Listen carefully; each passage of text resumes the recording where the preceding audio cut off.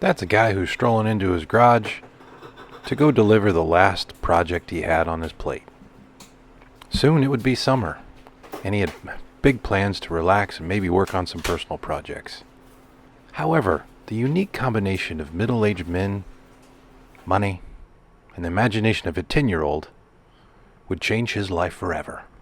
Alright, maybe it's not that big a deal, but it's time for another episode of Gnarly Rocket.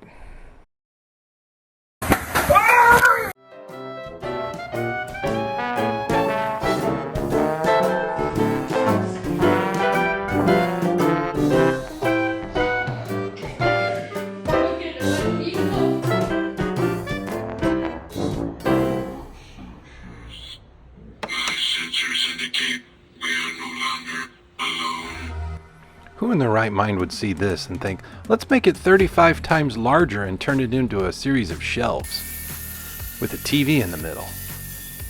Well, a 10-year-old. And who would greenlight a project like that? A guy who owns a toy store. And who would make it? Well, me.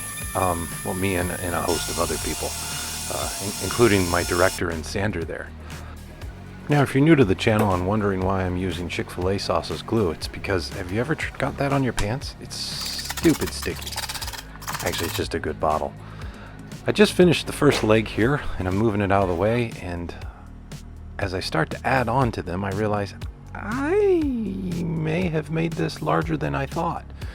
See, we had picked up a Hasbro Soundwave Helmet and used that in conjunction with the little thing to scale it. And it was 35 times larger than my little Soundwave. Is that going to be a problem, old me? For sure. That delusional man has realized he can't pre-assemble this entire thing in his garage, meaning he's going to have to make this in sections, meaning it's going to have to be installed in sections. But first he has to find a paint that matches this Hasbro helmet, or this guy, or something in between. I found something close. I painted them blue, I painted them gray, and I decided I needed to battle damage it. Why? Well, because the wood wasn't perfect. We were trying to save a little money, and all the knots and everything else became blaster holes and battle damage, etc. I also took the time and pinstriped it, made some body lines just to try and give it more depth. All that gray stuff there, you can't see it when it's assembled, but I thought it was important. Here I'm just cutting off some bolts to make sure they're the right length. This is going to have customers touching it, grabbing toys off of it, so I actually ended up putting cap nuts there. Here I'm adding the door for the crotchal area? Yeah, crotchal area is a word, right? Anybody else want to grow a mustache right now or see a Luke Wilson film? Yeah, anyway, I had it sit in my garage all painted and I realized, yeah, it needs lights. Let's make this more complicated.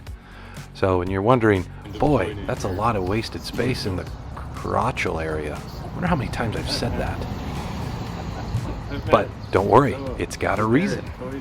You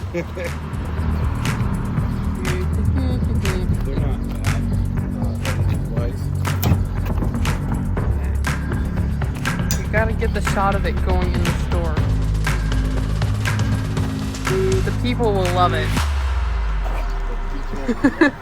You're in my shot, Dad.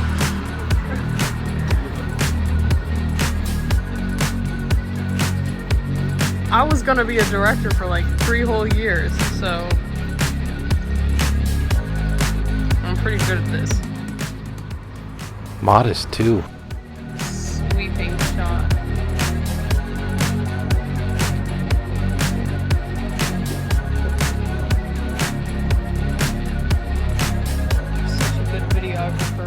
Really is though, and then I don't have to do it, so cool. As you can see, the crotchal area door opens, and that's to hide the DVD player for the TV that's coming eventually.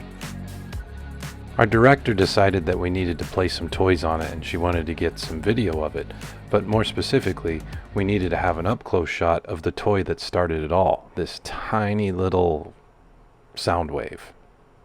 Yeah, no, half of my videos get cut anyway. That didn't get cut.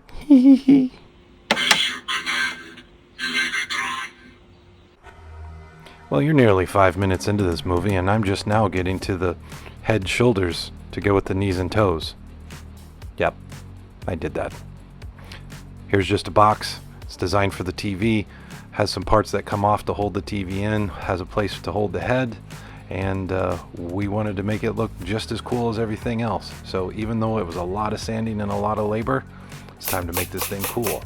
Some extra trim to add to the gold. This is where the tape originally was in the Soundwave thing. If you don't know what a tape is, it was before a CD but after a record, and basically it's physical versions of iTunes. Here I'm just adding some lights. The helmet does have lights, but the batteries would have never survived, and we wanted this lit up all the time. If you have a red lens, if you can get red lights, it's going to make it look better. I'm just adding some aluminum tape here to make it reflect more and make sure it shines like that. Pretty cool, and we don't have to worry about the batteries going dead. Here I'm doing the same thing, adding some pinstripes to add some body lines, which will eventually get covered up by the arms that I wasn't thinking about at this point, but I thought it was important. And I know it's there, and now you do too. So when you stop by Aaron's 80s Toys, make sure you go, ooh, look at those painted on panel lines that he added. So with a lot of my builds and a lot of my other videos, this is just a gigantic version of customizing a toy. Typically your toys aren't 12 feet tall, but hey.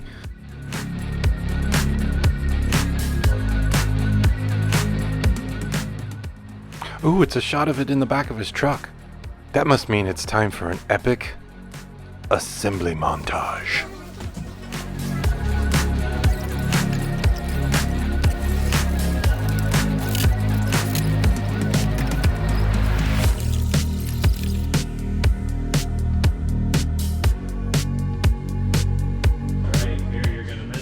So naturally the first thing we watched was Transformers the movie.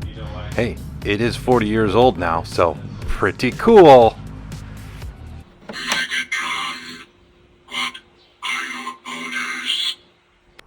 I'm guessing he ordered you some arms. I'm really not going to make everyone watch me build some more boxes, but I am going to show you something I did.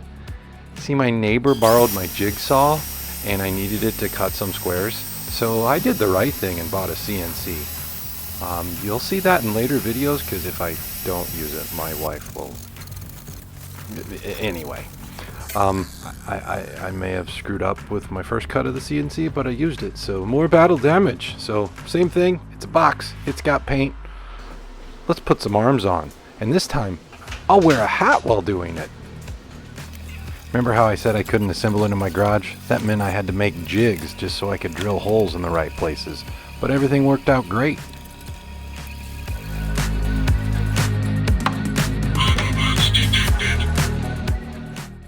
Now it's time for the cannon. No Soundwave is complete without his cannon. I did some quick modeling, designed a cannon looking thing. Yep, that looks like a cannon. Then I designed some additional parts, the missiles, or they could also be used as perhaps, I don't know, lady fingers. Ooh, spooky. I designed them all in pieces so I didn't have to mask them. So these are little cups, and then I could paint the missile tips, and then I left those cups there clear so I could have red light glow through it just for the overall effect. Glued those all inside the round cannon, and then I needed to make a tube and a mounting thing. So here I'm just adding some nutserts. These are actually designed for wood. They're what I had. I threw a little glue on them and screwed them right into the PETG that I printed. These held in pretty good, and overall the cannon's really light because, well, like most normal people, I have a glut of additional carbon fiber just sitting around. So that is some old carbon fiber that I got from a previous, we'll just say project I had laying around, and I needed to make a tube, and it was a whole lot cheaper to use this old hardened carbon fiber than it was to buy like 10-inch PVC tubes, like $300 cheaper. So rolled it up, glued. There's lots of glue, both hot glue and super glue, or I guess I'm not supposed to say super glue, so cyanoacrylate or whatever. Yeah. Glued it all together. Actually, after I put the mounting thing in there, this thing right there, I did some hot glue just to hold it, and then I actually was able to add some mechanical screws inside there between the carbon fiber. So big thing here is just the overall look. I wanted to be able to spray paint everything. I wanted lasers. I wanted lights. I wanted a real showpiece to grab your eye and bring your eye up. This is 12 feet tall. Most people don't look that high. So I was very pleased with the way this came out. An LED neon on the outside, and then there's LEDs buried inside that make the rockets glow. So now it's time to install. Yeah, I was gonna say. Walking in front of the camera. Oh, that's okay. We'll have that in the video. We'll edit that. No, that'll make the cut. That also made the cut. Hi, Mom. My mom came out to support me. That was pretty fun. Got the cannon installed, and we only had one thing left. Now it's time for some hands. Let's give this guy some hands. So this is one of the hands. If you want to see what the other one looks like, rewind the video and pretend that it's the other way, because I'm not going to show it.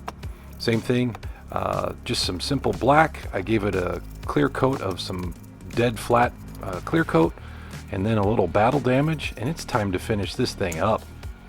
This took took all summer, and this was not too long ago. Our plan was to have this done for the 40th anniversary of Transformers, which is actually today of this recording, September 17th, and we did it. We built, I'm going to say, the world's largest Soundwave, and it's in the toy store. And I will put a link to the toy store so you can come visit it. You can come see it for yourself, buy some Transformers off his legs or his arms or anything else. But there we go. It's done. Largest project ever.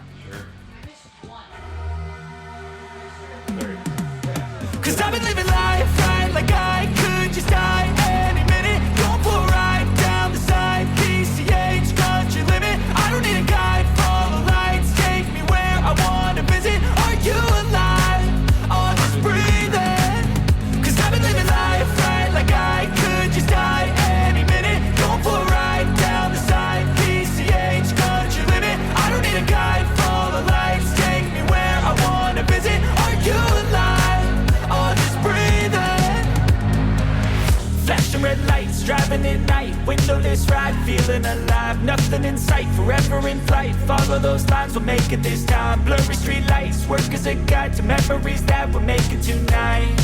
Oh yeah, we'll make it tonight. Yeah.